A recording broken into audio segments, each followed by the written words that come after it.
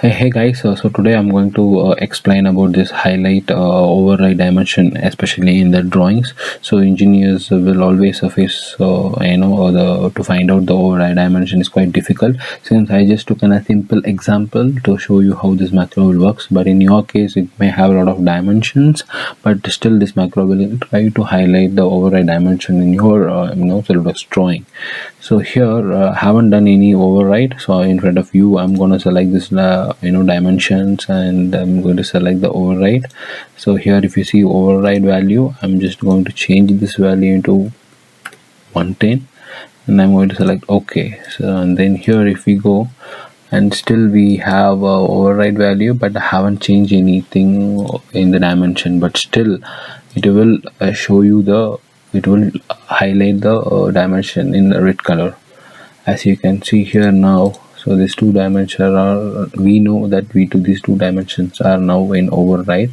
So let's give a try with this macro. So this macro, once you start, so and this will ask like this macro, user will get a notification saying that to add colors to override dimension you have to select yes, and to remove color choose no, and you can also even cancel it.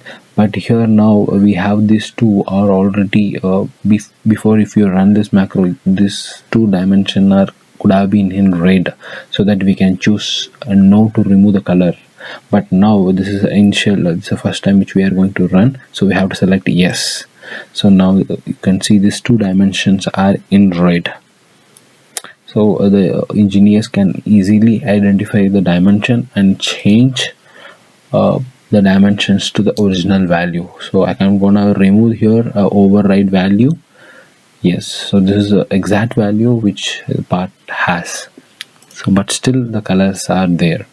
And here again you go 10 into 45 access chamber.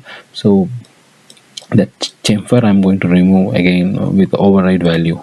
So these dimensions are, let it be the same, and I'm going to select OK. So now again you run the macro, and now you can select to remove the color from the override dimension. So I'm going to select no. So in fraction of second these dimensions become as normal as before. So now there is no override dimension over here, but if you want, still you can just perform and check it again. Yes, there's no override dimension, there's nothing to highlight over here.